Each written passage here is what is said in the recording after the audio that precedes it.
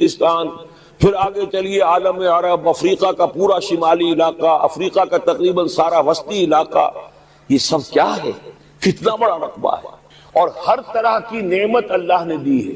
اس میں نباتات بھی ہیں، اس میں معدنیات بھی ہیں، اور سب سے بڑھ کر آج کی دنیا میں جو اہم ترین شے ہے کہ پیٹرول جو ہے، تیل جو ہے، اس کے سب سے بڑے ذخائر وہ ہیں کہ جو مسلمانوں کے قدمے تلے ہیں۔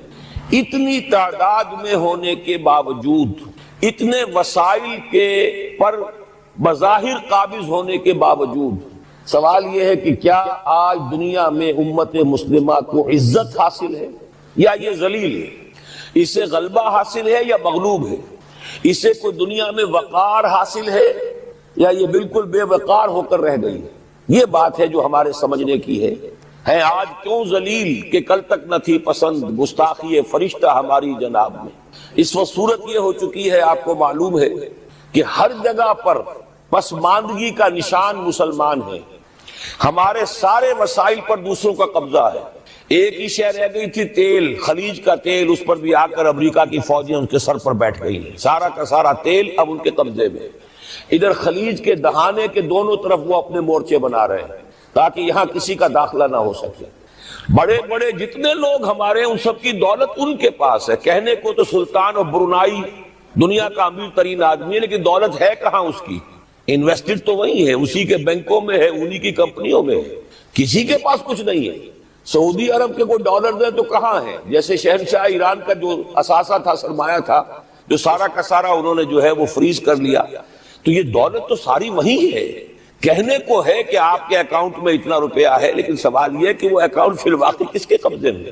پھر آپ کو معلوم ہے کس طریقے سے مسلمانوں کے ساتھ سلوک ہو رہا ہے۔ ہر جگہ پر جہاں چاہیں، جس طرح چاہیں انہیں ستا لیں۔ اور ان میں بھی سب سے بڑھ کر جو بات میں آپ سے کہوں گا، آج دنیا میں جتنے بڑے پیمانے پر محمد عربی صلی اللہ علیہ وسلم کی توہین و تذلیل ہوئی ہے، پوری انسانی تاریخ میں نہیں ہوئی۔ رشدی نے کتاب لکھی، بدترین حملے کیے۔ کیا رنگیلا رسول کتاب تھی جو لکھی تھی کسی ہندو نے، جس کو کہ ایک مسلمان نے پھر خنجر بھونپ کر اور ہلاک کر دیا تھا، وہ تو کچھ بھی نہیں تھی۔ اس کتاب کو رنگیلا رسول کو 100 سے ضرب دیجئے تو یہ کتاب بنتی ہے، سیٹنک ورسز، اور وہ ملینز نہیں بلینز کی تعداد میں شائع ہوئی۔ اس کے خلاف احتجاج اگر کسی نے کیا ہے تو ان کے اوپر جوتے پڑے ہیں، ان پر ڈنڈے پڑے ہیں۔ پوری مغربی دنیا اس کے پیچھے آ گئی ہے، سپورٹ کیا ہے۔ لے دے کے ایک ملک نکلا ایران، اس نے کم سے کم یہ کہ اس کے قتل کا فتویٰ تو دیا، لیکن کیا کرے، قتل کرنے کی تو نوبت نہیں آئی۔ پورا عالم عیسائیت اس کی پشت بنا ہے، اس کی مدد کر رہا ہے۔ یہ اتنی بڑی توہین محمد رسول اللہ صلی اللہ علیہ وسلم کی اور آپ کی ازواج مطہرات کی، اور یہ بظاہر ایک ایسے شخص کے ہاتھوں جس کا نام مسلمانوں کا سا ہے، اس کا اتنا بڑے پیمانے پر ہونا، اور پھر یہ کہ مسلمان 120 کروڑ ہونے کے باوجود کچھ نہیں کر سکتے۔ میں وہ چیزیں نہیں گنوانا چاہتا کہ 15 لاکھ جو ہیں وہ ہمارے افغان بھائی جو ہیں انہوں نے جانیں دی، فائدہ کس کو پہنچا؟ تاحال امریکہ کو، کہ اس کی جو مد مقابل قوت تھی USSR وہ ختم ہو گئی۔ اسی طریقے سے جو کچھ کشمیر میں ہو رہا ہے، ہماری بے ہمیتی، بے غیرتی کا عالم یہ ہے۔ ہم کچھ اندر خانے تھوڑی بہت کو مدد کر کے سمجھتے ہیں کہ ہم نے فرض ادا کر دیا، جبکہ فرض تو یہ ہونا چاہیے تھا کہ ہم براہ راست اعلان کرتے اور انڈیا کو الٹیمیٹم دیتے کہ سٹاپ دس بزنس، یا یہ کہ پھر ہم سے جنگ ہے۔ جنگ کا نتیجہ تو پھر اللہ جس کو چاہے دے گا۔ اگر انسان اللہ تعالیٰ پر اعتماد رکھتا ہو، توکل رکھتا ہو، اپنے موقف کی حقانیت پر بھی اسے یقین ہو، تو کم من فئۃ قلیلۃ غلبت فئۃ کثیرۃ، تاریخ میں ہمیشہ ہوتا آیا ہے کہ چھوٹی قوتیں جو ہیں ان کو غلبہ اللہ نے عطا کیا ہے بڑی قوتوں پر۔ لیکن بے غیرتی کا عالم یہ ہے، بے حمیتی کا عالم یہ ہے۔ زبانی کلامی ہم سے بڑا ہمدرد کوئی نہیں مسلمانان کشمیر کا، جس لیڈر کو دیکھو بڑھ چڑھ کر بیان دے گا، لیکن عملاً ہم کیا کر رہے ہیں؟ یہ ساری صورتحال جو میں نے آپ کو بتائی ہے، ویسے تو اب یہ کہ اگر اس میں ایک خاکہ سا میں نے آپ کے سامنے رکھا ہے، اس میں رنگ بھروں تو ظاہر ہے کہ یہ پورا گھنٹہ اسی میں لگ جائے گا، لیکن جو اس کا اصل لب لباب ہے وہ یہ ہے کہ ہم اپنی جگہ بڑے خوش ہیں کہ ہم امت مرحوم ہیں، ہم تو امت محمد ہیں صلی اللہ علیہ وسلم، ہم تو اللہ کے پیارے ہیں، ہم اللہ کے لاڈلے ہیں، ہمیں اللہ کی شفاعت، ہمیں اللہ کے رسول کی شفاعت بھی ملے گی۔ جنت تو گویا کہ ہمارا پیدائشی مقام ہے. یہ سارے جو بھی ہمارے ذہنوں کے اندر ہیں خیالات اور یہ جو ہمارے من گھڑت عقائد ہیں، آپ سوچئے کہ جب ہم جو آبجیکٹو کنڈیشنز ہیں، گیون کنڈیشنز ہیں، جو سامنے کے حالات ہیں، ان سے جب تقابل کرتے تو معاملہ بہت مختلف ہے. یہ کیوں ہے؟ اصل میں سوال جب تک آپ اپنے سامنے نہیں رکھیں گے اس کا جواب جو ہے اب اس پر غور کیجئے کیوں ہے. کیا اللہ تعالیٰ کو محمد الرسول اللہ کی عزت و حرمت پیاری نہیں ہے؟ کیا محمد الرسول اللہ اللہ کے پیارے نہیں ہیں، حبیب رب العالمین نہیں ہیں؟ کیا اللہ تعالیٰ کو کفار سے زیادہ محبت ہے؟ کیا وجہ ہے رحمتیں ہیں تیری اغیار کے کاشانوں پر اور برف گرتی ہے تو بیچارے مسلمانوں پر؟ سائنس میں وہ آگے ہیں، مالیات پر ان کا شکنجہ کسا ہوا ہے پوری دنیا پر، تہذیب ان کی ہے، تمدن ان کا ہے، ہم تو ان کے کیمپ فالوورز ہیں، نقش قدم پر چل رہے ہیں، ہم تو ان کی صرف یہ کہ نقالی کر رہے ہیں. تو سوچئے وجہ کیا ہے؟ کیا اللہ کو کفر زیادہ پسند ہے اسلام سے؟ کیا اللہ کو محمد الرسول اللہ صلی اللہ علیہ وسلم کی عزت و حرمت کا کوئی خیال نہیں؟ سوچنے کی بات ہے. ظاہر بات ہے کہ ان سوالات کا جواب تو ہاں میں آپ نہیں دے سکتے، یقیناً ایسا نہیں ہے.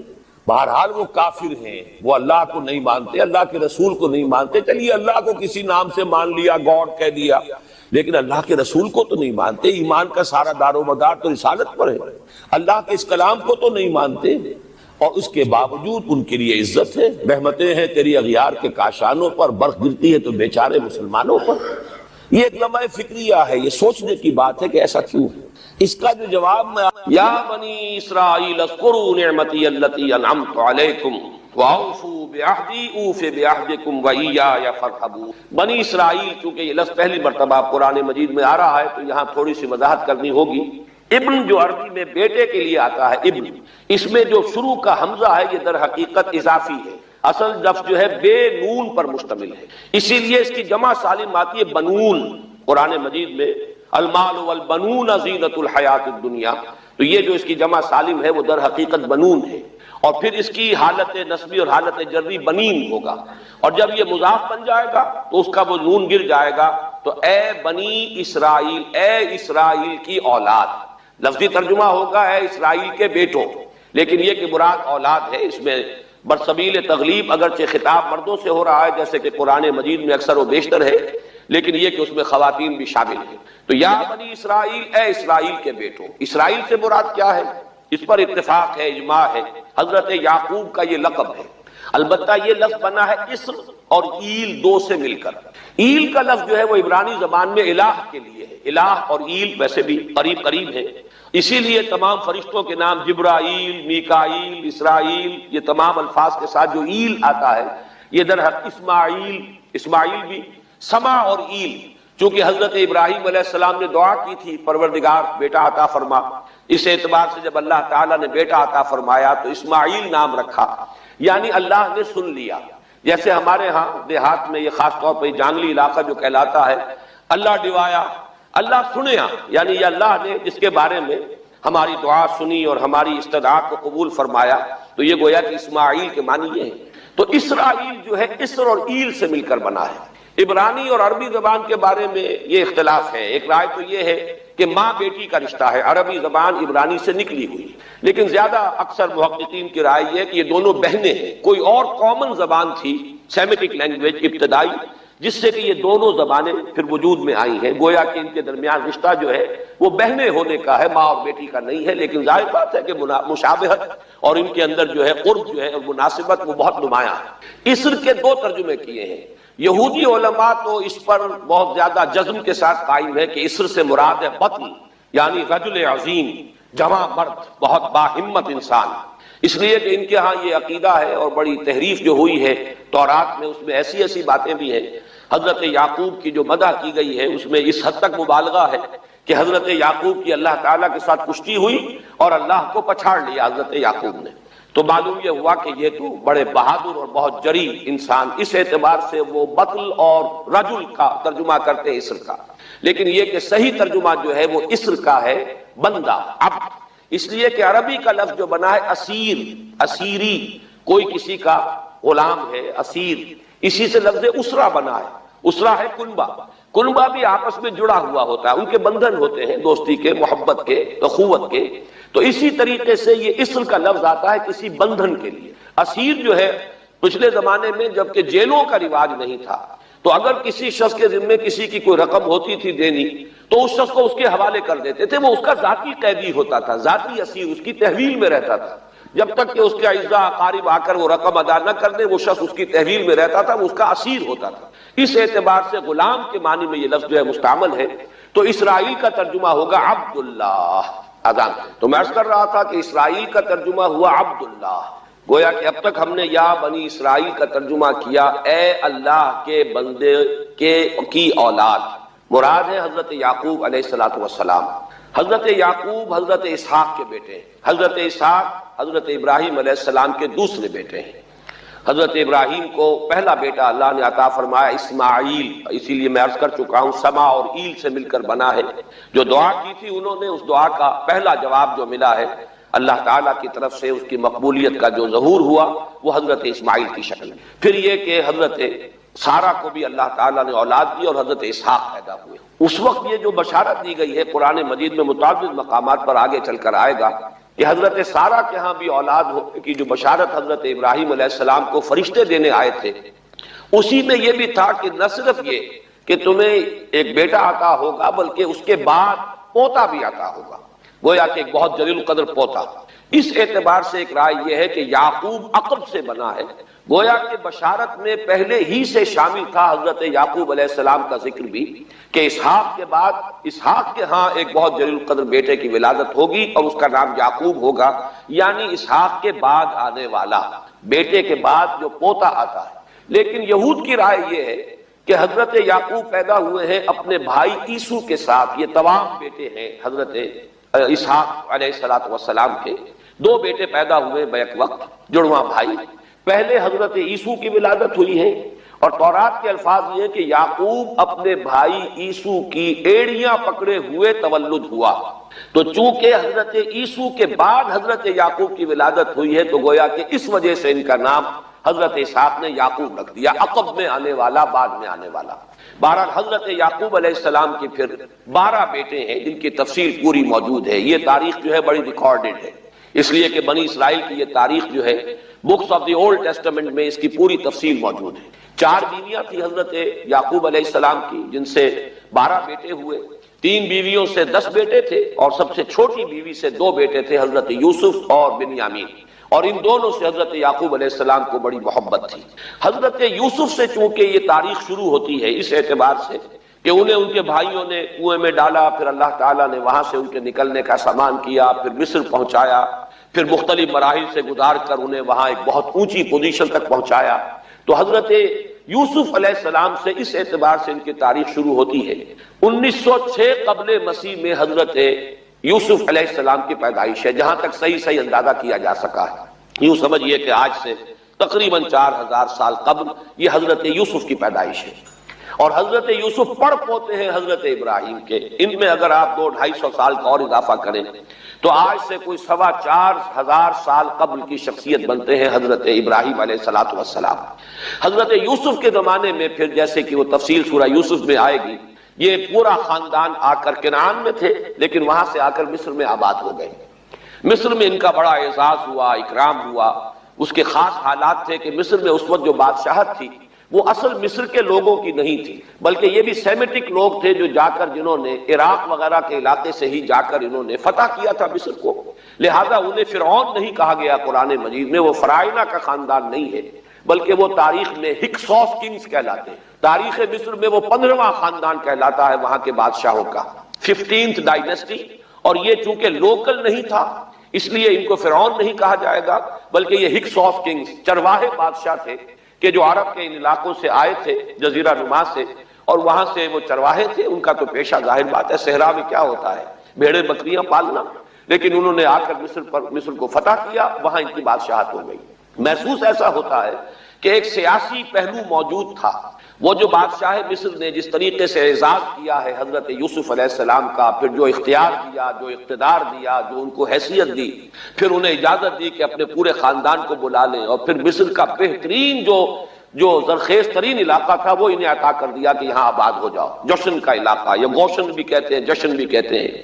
یہ جو نائل کا ڈیلٹا ہے کہ جو جا کر آپ کو معلوم ہے کہ دریا جو ہیں جب بہت سی شاخوں میں تقسیم ہو جاتے ہیں سمندر میں گرنے سے قبل، تو وہ ڈیلٹا جو ہے زرخیز ترین علاقہ ہوتا ہے. آرٹیفیشل اریگیشن کے اور نظام تو تھے نہیں. جہاں دریا ہی چھوٹی چھوٹی نہروں کی شکل اختیار کر لے وہاں گویا کہ وہ فطری طور پر جو ہے بڑے وسیع رقبے کے اندر اریگیشن ہو سکتی ہے. تو اس ڈیلٹا کے علاقے میں بہترین علاقہ ان کو دیا گیا، وہاں آباد ہو جاؤ. وہاں یہ رہے ہیں گویا کہ پیرزادوں کی حیثیت. ابھی ان کے پاس کوئی شریعت نہیں، ابھی کوئی کتاب نہیں ملی، ابھی صرف یہ ایک خاندان ہے، حضرت ابراہیم کی نسل کا ایک خاندان ہے. اس لیے کہ حضرت ابراہیم کی نسل میں حضرت اسماعیل کی نسل ہے کہ جو عرب میں آباد ہو چکی، ان کی نسل میں پھر حضرت اسحاق کے بیٹوں میں سے بھی عیسو کی نسل وہ اور جگہ پر آباد ہو چکی. اس اعتبار سے یوں نہ سمجھیے کہ نسل ابراہیم صرف ان پر مشتمل ہے. اسی طرح بنی قطورہ تیسری جو آپ کی اہلیہ تھی ان کی اولاد بھی، تو گویا کہ یہ بہت وسیع حلقہ ہے جو اولاد ابراہیم کا ہے. تو اولاد ابراہیم میں سے ایک شاخ ہے جو آ کر، یعنی حضرت یعقوب کے 12 بیٹے اور حضرت یعقوب بھی آ کر یہاں آباد ہو گئے. اور یہاں پھر یہ کچھ عرصے تک تقریباً 100-150 برس تک تو بڑے عیش میں رہے. یہ تقریباً یوں سمجھیے کہ 1850 قبل مسیح میں ان کا داخلہ ہوا ہے مصر کے اندر، اور وہاں پر 150 برس جو ہے انہوں نے بڑے عیش میں گزارے ہیں. یہ پیرزادے تھے اس لیے کہ بادشاہ معتقد ہو چکا تھا حضرت یوسف علیہ السلام کا. اگرچہ یہ تو ثابت نہیں ہوتا کہ وہ ایمان لایا ہو حضرت یوسف علیہ السلام پر، اس کا کوئی ثبوت نہیں، لیکن معتقد تھا. اور ان کی نیکی کا، پارسائی کا، شرافت کا، ذہانت کا، صلاحیتوں کا اعتراف پوری قوم کو تھا. جس طریقے سے کہ انہوں نے اس ملک کی جو نیا ہے اس کو جس طرح پار لگایا ہے، وہ شدید ترین قحط کا جو ایک دور آیا اس میں سے، اور جتنا بہترین انتظام کیا اس کی بنا پر ان کی صلاحیتوں کے سب معترف تھے. تو وہ 130 برس کی عمر میں غالباً ان کا انتقال ہوا ہے، اور 80 برس تک انہوں نے مصر پر گویا کہ جو سب سے زیادہ با اختیار شخص وہاں تھا بادشاہ کے بعد، بادشاہ اپنی جگہ پر تھا لیکن یہ کہ جو بادشاہ کے بعد سب سے زیادہ با اختیار شخصیت تھی وہ حضرت یوسف کی تھی 80 برس تک. اور اس عرصے میں اور پھر یہ 150 برس جو میں نے عرض کیا ہے کہ اس میں یہ خوب پھلے پھولے، ان کی اولاد جو ہے وہ کثرت کے ساتھ پھیلی. لیکن اس کے بعد وہاں پھر ایک انقلاب آیا. اس انقلاب کو آپ کہیں گے جیسے کہ مختلف ممالک میں آتا ہے، اب سنز آف دی سوائل جو اس ملک کے رہنے والے تھے، اصل آبادی قبطیوں کی، انہوں نے بغاوت کی اور ہکسوس کنگز کو نکال دیا. وہ خاندان ختم ہو. جب وہ چلے گئے تو جو ہکسوس کنگز کے یہ گویا کہ بہت ہی منظور نظر تھے اور یہ مراعات یافتہ طبقہ تھا بنی اسرائیل کا، حضرت یعقوب کی اولاد کا، اب ان پر عتاب شروع ہوا، اب ان کا زوال آیا. تو یوں سمجھیے کہ تقریباً 400 برس اس کے بعد ان کے بڑی ہی شدت کے اور بڑی سخت غلامی کے، رفتہ رفتہ اس میں شدت پیدا ہوتی گئی ہے. لیکن یہ ہے کہ یہ 400 برس اس لیے کہ پھر 1300 قبل مسیح میں 550 برس بعد پھر ان کا ایکسوڈس ہوا ہے مصر سے، جب حضرت موسیٰ علیہ السلام کو اللہ تعالیٰ نے مبعوث فرمایا. پھر حضرت موسیٰ علیہ السلام ان کی نجات کا ذریعہ بنے، اور پھر مصر سے لے کر وہ انہیں نکلے ہیں. معجزانہ انداز میں ہی سمندر کو پھاڑ کر ان کے لیے اللہ نے راستہ بنایا ہے. قدم قدم پر معجزوں سے ان کی تائید کی ہے. کھانے پینے کے لیے صحرائے تیہ میں کچھ نہیں تھا تو من و سلوہ دیا ہے. پانی پینے کے لیے نہیں تھا تو ایک ضرب سے چٹان میں سے 12 چشمے جو ہیں اللہ تعالیٰ نے بہا دیے کہ 12 قبیلے ہیں آپس میں لڑے نہ، کہیں پانی پینے پلانے پہ جھگڑا اور کہیں گھوڑا آگے بڑھانے پہ جھگڑا. قبائلی زندگی میں یہ بڑا سینسیٹیو ایشو ہوتا ہے. لہذا قد علم کل اناس مشربہم، ہر قبیلے کے لیے ایک گھاٹ معین ہو گیا، تمہارا چشمہ یہ ہے، تمہارا چشمہ یہ ہے. ایک ضرب سے 12 چشمے پھوٹ گئے. پھر انہیں وہاں کوہ طور کے قریب پڑاؤ ڈال کر ان کو وہاں چھوڑ کر حضرت موسیٰ علیہ السلام جو ہے اللہ تعالیٰ کی طلبی پر کوہ طور پر گئے ہیں، وہاں تورات عطا ہوئی. تو تورات کے عطا کیے جانے کے بعد اب سمجھیے کہ اب ان کی حیثیت ایک امت کی بن گئی، کتاب پر امت کی تشکیل ہوئی. یہ امت مسلمہ قرآن مجید کی بنیاد پر امت ہے. جب یہ کتاب دی گئی ہے اس کی بنیاد پر ایک شریعت دی گئی ہے، کتاب دی گئی ہے، کتاب ہدایت ہے، تو اس نے امت کی شکل اختیار کی. یہی وجہ ہے کہ لفظ امت جو ہے قرآن مجید میں صرف مکی صورتوں کے اندر، مدنی صورتوں میں استعمال ہوا ہے. کنتم خیر امت اخرجت للناس سورہ آل عمران میں، کذالک جعلناکم امۃ وسطا لتکونوا شہداء علی الناس ویکون الرسول علیکم شہیدا. یہ سورہ بقرہ میں آگے چل کر آ جائے گا. تو اصل میں جیسے تشکیل امت جو ہوئی ہے وہ در حقیقت مدنی دور میں آ کر ہوئی ہے جبکہ شریعت عطا کی جا رہی ہے. اسی طریقے سے یہ ایک خاندان تھا، حضرت ابراہیم کی نسل کی ایک شاخ، اس نے امت کی حیثیت اختیار کی ہے. جبکہ صحرائے تیہ میں جب ان کا قیام تھا اور اس صحرائے سینا میں اور وہاں پر پھر حضرت موسیٰ علیہ السلام کو تورات دی گئی اور شریعت دی گئی. تب سے یہ امت ہے، اور یہ ہے 1300 قبل مسیح. 610 عیسوی میں، اب سمجھیے 1300 وہ جمع کیجئے، 610 یہ جمع کیجئے، 1910 برس بعد پھر حضور صلی اللہ علیہ وسلم پر قرآن مجید کی وحی کا آغاز ہوا، اور 622 میں حضور نے ہجرت فرمائی، اور اس کے بھی کوئی 2 سال یا 1 سال کے بعد جو ہے یہ آیات نازل ہو رہی ہیں جو ہم اس وقت پڑھ رہے ہیں. تو یہ سارا جو ہے تاریخی پس منظر ذہن میں رکھیے کہ یہ تقریباً 2000 برس کی تاریخ جو ہے ان کی بحیثیت امت. ویسے تو ان کی تاریخ اگر شروع کریں گے بنی اسرائیل تو حضرت یعقوب سے شروع ہونی چاہیے، اور وہ اس سے زیادہ ہو جائے گی طویل، لیکن در حقیقت امت کی حیثیت سے ان کی تاریخ 2000 برس کی شمار ہوگی کہ 1300 قبل مسیح میں جب ہجرت کی ہے حضرت موسیٰ علیہ السلام نے اپنی قوم کو لے کر مصر سے، اور جب صحرائے سینا میں آئے ہیں، سینائی پیننسولا میں، اور پھر کتاب ملی ہے، تورات عطا کی گئی، شریعت عطا کی گئی، تب سے اس کا امت کی حیثیت سے آغاز ہوا. ایک بات اور نوٹ کر لیجئے، ان کو امت مسلمہ کیوں نہیں کہا گیا؟ اس کے لیے اس کا ایک سبب ہے. در حقیقت امت مسلمہ کا لفظ یا خیر امت یا امت کا لفظ جو ہے اس موجودہ امت کے لیے اس لیے استعمال کیا گیا ہے کہ یہ امت کسی ایک نسل پر مشتمل نہیں. یہ امیین اس کے نیوکلیس ہے، لیکن یہ کہ ہر نسل کے لوگ اس میں آ کر شامل ہوئے ہیں، ہر قوم جو ہے اس میں آ گئی ہے، اس لیے اس کا نام جو ہے وہ صفاتی ہے، امت مسلمہ. لیکن چونکہ یہ سابقہ امت مسلمہ ایک ہی نسل پر مشتمل ہے، حضور صلی اللہ علیہ وسلم سے پہلے کسی نبی اور کسی رسول کی بعثت اس کی قوم سے باہر نہیں ہوئی، کسی ایک خاص قوم کی طرف بعثت ہوئی ہے، کسی خاص علاقے کی طرف بعثت ہوئی ہے. بعثت عمومی الی کافۃ الناس یہ صرف محمد الرسول اللہ صلی اللہ علیہ وسلم کی امتیازی شان ہے. وما ارسلناک الا کافۃ للناس بشیرا ونذیرا. اس اعتبار سے ان کا جو ہے اس میں علم گویا کہ بنی اسرائیل ہی ہے کہ جو برقرار رہا ہے، اے اسرائیل کی اولاد. اگرچہ میں اس موضوع پہ تقریریں کر چکا ہوں، لیکن آج پھر اس گفتگو کے حوالے سے بات چیزیں تازہ کرتا ہوں. اس وقت عالمی سطح پر یہودی جمع عیسائی بریکٹ میں کر لیں، اور امریکہ جمع یورپ یہ بریکٹ میں کر لیں. ان کا اندر معاملہ کیا ہے؟ اصل جو ہے اس میں پیچھے مائنڈ ہے، ماسٹر مائنڈ، سازشی ذہن وہ یہود کا ہے. باقی عیسائی آلہ کار بن گئے ہیں. جو 100% آلہ کار ہے یہود کا وہ پروٹیسٹنٹس ہیں. پروٹیسٹنٹزم یہود ہی نے پیدا کرایا تھا. یہود ہی نے یورپ کے اندر سود کا رواج شروع کروایا، ورنہ سود حرام تھا. وہاں پر بھی یوزری بھی اور کمرشل انٹرسٹ بھی دونوں حرام تھے، یہ یہودیوں نے کروایا.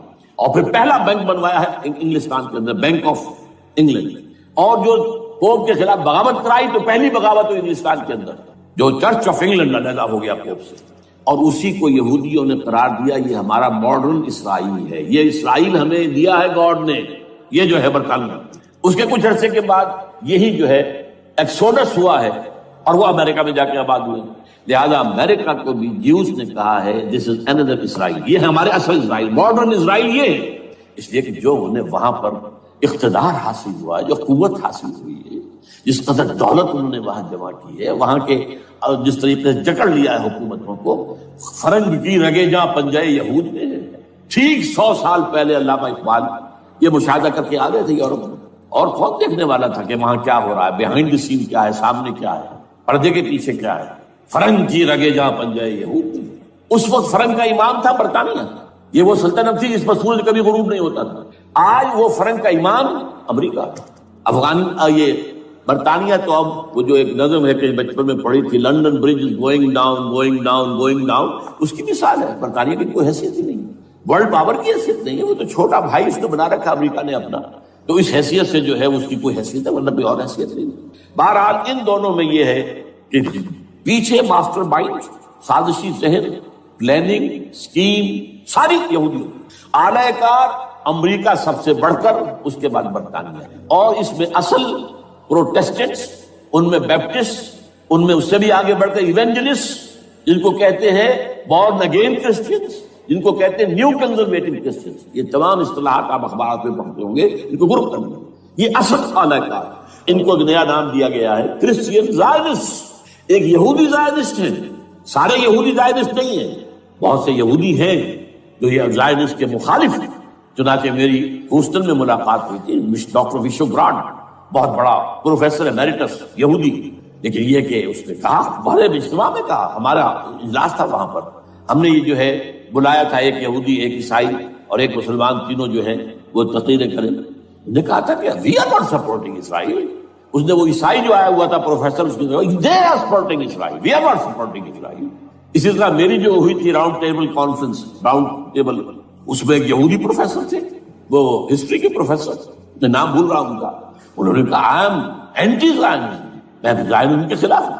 تو زائنسٹ جو ہے اصل میں ایک سیکولر یہودیوں کی تحریک ہے، اور اس کے سب سے بڑے سپورٹرز کرسچن زائنسٹ وہ امریکہ میں بیٹھے ہوئے. تو یہ ہے صورتحال. یہ جان لیجئے کیتھولکس جو ہیں یہ اتنے پرو یہودی نہیں ہیں. اب رفتہ رفتہ وہ بھی اس کے اندر آ کر شامل ہو گئے. یورپ جو ہے زیادہ کیتھولکس، رومن کیتھولکس کا یہ بھی آپ نے جملہ پڑھ سنا ہوگا کہ یہ جو ترکی جو ہے ہمارا ملک، یہ جو کوشش کرتا رہتا ہے گھسنے کی یورپین یونین کے اندر. تو ایک دفعہ جان شراق نے کہا تھا، بڑا پیارا جملہ تھا، Why doesn't Turkey understand that we are a Christian club؟ یہ ہماری جو یونین ہے یورپین، یہ تو کرسچین کلب ہے، وہ مسلمان ہے. وہ کس وجہ سے آنا چاہتا ہے بندہ؟ کیوں تو خود داخل ہونا چاہتا ہے؟ Why doesn't Turkey understand that we are a Christian club؟ لیکن یہ ہے رومن کیتھولکس، اور ان کا میں بعد میں آپ کو بتاؤں گا. یہی آپ کو معلوم ہے کہ یورپ نے عام طور پر اسرائیل کا اتنا ساتھ نہیں دیا جتنا جو امریکہ دیتا رہا ہے، اور کسی درجے میں ان کے دلوں میں سافٹ کارنر جو ہے عرب فلسطینیوں کے لیے بھی رہا ہے. یہ معاملہ ایران کے بارے میں بھی رہا ہے، جس قدر اسٹرانگ ایکشن امریکہ لینا چاہتا ہے، یہ جو ہے اس کے ساتھ نہیں ہے. یہ دو رقم فرق ہے، وہ میں اس کا ایک بنیاد بعد میں بتا دوں گا آپ کو. بہرحال ان کا ایک جو ایجنڈا ہے وہ دو، سمجھیے کہ دو اس کے نکات ہیں، دو رسیوں کے مانند یہ آپس میں بٹا ہوا ہے. پہلا، عالم اسلام کے مادی اور مالیاتی وسائل، خصوصاً تیل پر قبضہ. یہ ان کا دنیاوی اعتبار سے، دولت کے اعتبار سے، وسائل کے اعتبار سے اس وقت کا ایجنڈا ہے. ویسے تو اس سے اوپر وہ چاہتے ہیں پوری دنیا پر، وہ تو بعد کی بات ہے. لیکن ابھی نہ وہ روس کو چھیڑ رہے ہیں نہ چین کو چھیڑ رہے ہیں. چین تو ان کا سب سے بڑا جو ہے بزنس پارٹنر ہے، سب سے بڑا، اور چین کو رفتہ رفتہ وہ اپنی لائن پر لا رہے ہیں. اب تو صرف یہ کہ وہ ایک پارٹی گورنمنٹ وہاں رہ گئی ہے جو کہ کمیونزم کے دور کی یادگار ہے، باقی ان کی جو اکانومی ہے وہ تو آ چکی ہے اسی رختے پر جو یورپ کی ہے، مغرب کی ہے. نمبر دو ایجنڈا کیا ہے؟ دنیا میں کہیں بھی اسلام کے بحیثیت ایک نظام زندگی ظاہر ہونے کا کوئی موقع نہیں دینا. We have to nip the evil in the bud at any cost. یہ ان کے ایجنڈے کا دوسرا بڑا ہے. یہ دو ہیں انٹرٹوائنڈ، جیسے آپ لڑیوں کو بٹ دے کر رسی بناتے ہیں، ایسے یہ دو لڑیے ہیں. اسلام کا پولیٹیکل سوشو اکنامک سسٹم کہیں نہ آ جائے، ہو نہ جائے آشکارا شر پیغمبر کہیں. یہ ابلیس نے کنکلوڈ کیا، وہ جو ابلیس کی مجلس شورا ہے، ہو نہ جائے آشکارا شر پیغمبر، کہیں ایسا نہ ہو کہ پیغمبر کی شریعت دنیا کے سامنے آ جائے، پیغمبر کا نظام آ جائے. الحذر، آئین پیغمبر سے 100 بار الحذر. حافظ ناموس زن، مرد آزما مرد آفری، یہ معاشرت کی نظام ہو گیا. موت کا پیغام ہر نوع غلامی کے لیے، نہ کوئی فخور و خاکہ نہ گدائے رہنشی، یہ سیاسی نظام آ گیا. اور کرتا ہے دولت کو ہر آلودگی سے پاک و صاف، منعموں کو مال و دولت کا بناتا ہے امین. تم دولت کے امین و مالک نہیں ہو. اور اس سے بڑھ کر اور کیا فکر و عمل کا انقلاب، بادشاہوں کی نہیں اللہ کی ہے یہ زمین. ان الارض للہ، یہ نظام کہیں نہ آ جائے. یہ ہے جس پہ کہ وہ خطرہ محسوس کر رہا تھا. اور اس کے بعد یہ کہتے ہیں یہ تو تھا عصر حاضر کے تقاضے، لیکن یہ کہ صورتحال کیا ہے؟ ہو نہ جائے آشکارا شر پیغمبر کہیں ہے. یہی یہ معاملہ اس طرح رکھو کہ خود مومن ہے محروم یقین. یہ غنیمت ہے کہ خود مومن ہے محروم یقین. ہمیں اگر کوئی سہارا ملتا ہے تو اس سے کہ مومنوں کو بھی، نام نہاد مسلمانوں کو بھی اپنے اس نظام پر یقین نہیں. وہ نماز پر یقین رکھتے ہیں، روزے پر رکھتے ہیں، زکوٰۃ کو بھی جو بھی اللہ تعالیٰ نے جس کو توفیق دیتا ہے، حج کرتے ہیں، عمرے کرتے ہیں، یہ ہے سب. لیکن یہ کہ یہ غنیمت ہے، چشم عالم سے رہے یہ پوشیدہ یہ آئین تو خوب. وہ ابلیس کہتا ہے کہ یہ آئین چشم عالم سے پوشیدہ رہنا چاہیے. یہ غنیمت ہے کہ خود مومن ہے محروم یقین. ہمارے لیے جو ہے اگر کوئی سانس لینے کی جگہ ہے وہ یہ ہے، حوصلہ افزائی اگر ہے تو اس میں ہے کہ خود مومن محروم یقین ہے، اس کے سامنے وہ راستہ ہے ہی نہیں. اب لیجیے یہودیوں کے ایجنڈے کو میں تجزیہ کر رہا ہوں. سب سے پہلے world bank, IMF، globalisation, TRIPS, ان تمام ہتھ کنڈوں کے ذریعے عالمی مالیاتی استعمار جو بظاہر امریکہ کا ہوگا حقیقت یہود کا ہوگا. یہودیوں کے نزدیک پوری نوع انسانی حیوانوں کے مانند ہے. They are not human beings, they are goyams, they are Gentiles. یہ انسانی شکل میں حیوان ہیں. اور جیسے حیوانوں کو ایکسپلائٹ کرنا، استعمال کرنا انسانوں کا حق ہے، گھوڑے کو آپ باندھتے رہے ہیں نا ٹانگے کے آگے، اور بیلوں سے آپ ہل جتواتے رہے ہیں، تو جیسے یہ حق ہے ایسے ہمارا حق ہے پوری دنیا کے جو ہے وسائل ان کو کھینچے۔ ہاں جیسے گھوڑے اور بیل کو بھی کچھ نہ کچھ دانا تو ڈالنا پڑتا ہے، چارہ تو دینا پڑتا ہے، تو ان کو بھی کچھ دو۔ یہ پوری نوع انسانی ورکرز بن کر رہ جائے، حیوان بن جائیں، بالکل شہوت کے غلام بنا دو انہیں، اخلاقی اقدار کا بیڑا غرق کر دو، خاندانی نظام کو تہوبالا کر لو۔ یہ باقاعدہ جو protocols of the elders of the Zion سب میں موجود ہے، لکھا ہوا، جو 1897 میں انہوں نے پاس کیا اپنا پروگرام، بیسل میں، سوئٹزرلینڈ کا ایک شہر ہے۔ Protocols of the elders of the Zion, ان کو حیوان بنا دو، بس حیوانوں سے کام لیتے رہو۔ ہاں ان کی کمائی کا کچھ حصہ ان کے لیے چھوڑ دو، وہ بھی زندہ رہیں، وہ بھی آخر کام کیسے کریں گے، اور اصل جو ہے ملائی کھینچ دو اپنے اس نظام کے ذریعے سے۔ World bank, IMF، stock exchange, TRIPS, globalisation, اس کے ذریعے سے عالمی مالیاتی استعمار۔ نمبر 2، ایک ہے ان کا ایجنڈا، یہ تو عالمی ہے، دوسرا ایجنڈا کیا ہے؟ وہ لوکل ہے۔ وہ کیا ہے؟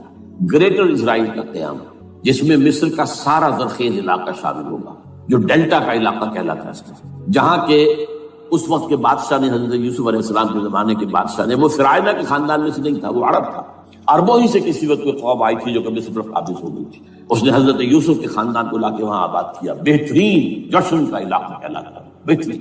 وہ کہتے ہیں ہمارا ہے، ہم رہے وہاں پر کئی سو برس تک رہے، عراق ہمارا ہے، وہاں ہمیں قید میں رکھا گیا، نبوکدنضر دے گیا تھا۔ عرب کا شمالی حصہ جو ہمارا ہے، وہاں خیبر میں یہودی قلعے تھے، اور وہاں مدینے کے اندر جو ہے 3 قبیلے یہودی تھے جنہیں محمد نے صلی اللہ علیہ وسلم نے وہاں سے نکال پار کیا تھا۔ یہ جارڈن، یہ ترکی کا بھی کچھ حصہ ہمارا ہے، باقی پورا لبنان اور پورا فلسطین، یہ سب اس کے اوپر بنے گا ایک greater Israel, this is there local agenda. اور اس کے لیے ضروری ہے ایک بہت بڑی جنگ، ایسے آسانی سے نہیں ہو جائے گا۔ آرمگیڈون، جس کو حضور نے فرمایا الملحمۃ العظمیٰ، الملحمۃ الکبریٰ، بہت بڑی جنگ، جس کی خوفناکی اور تباہ ناکی کا اندازہ اس سے کیجئے۔ حضور فرماتے ہیں کہ اگر ایک باپ کے 100 بیٹے یا ایک دادا کے 100 پوتے ہوں گے تو ان میں سے 99 ختم ہو جائیں گے، ایک بچے گا۔ اور ایک جگہ فرماتے ہیں اتنی اموات ہوں گی، اتنی لاشیں ہوں گی کہ ایک نفاست پسند پرندہ جو ہے، جو گندگی پہ نہیں اترنا چاہتا، ایک تو ہے یہ کوے، چیلیں، گدھ، وہ تو گندگی ہی کی تلاش میں ہے مردار کھانے کے لیے، وہ تو لاشوں کو نوچ رہے ہوں گے، وہ پرندہ جو ہے نفاست پسند پرندہ، وہ نہیں اتر سکے گا، اڑتا اڑتا چلا جائے گا، لیکن لاشوں کا سلسلہ ختم نہیں ہوگا، یہاں تک کہ تھک ہار کر لاشوں پر گر جائے گا۔ یہ دور نہیں ہے، اس لیے کہ اس پر متفق ہیں یہودی بھی اور عیسائی، پروٹسٹنٹس عیسائی اس کے اوپر پوری طرح متفق ہیں۔ آرمگیڈون، جسے آپ 3rd ورلڈ وار کہہ لیں، الملحمۃ العظمیٰ کہہ لیں، الملحمۃ الکبریٰ کہہ لیں، حضور کے الفاظ میں یہ آئے گا، اس کے نتیجے میں گریٹ اسرائیل بنے گا۔ نمبر 3، پھر بنے گا 3rd ٹیمپل، جو ٹائٹس نے گرا لیا تھا 70 میں، سن 70 عیسوی، جسے گرے ہوئے کتنا عرصہ ہو گیا، 2008، اندازہ کر لیجیے 1800 کتنے برس ہو چکے، وہ دوبارہ بنائیں گے 3rd ٹیمپل، اور اس کے لیے مسجد اقصیٰ کو گرائیں گے، اور ڈوم آف دی راک، قبۃ الصخرہ، وہاں لا کر پھر اس میں کنگ ڈیونز تھرون لا کے رکھا جائے گا۔ یہ بھی میرے علم میں پہلی مرتبہ اسی ٹرمپٹ کی اشارے سے آیا۔ وہ کیا ہے؟ حضرت داؤد کا، آج سے کتنے 1000 سال پہلے کی بات ہے، اندازہ کیوں، 1000 قبل مسیح، اور یہ اب 2000 ہو گیا، اسی 3000 برس تو ہو گئے۔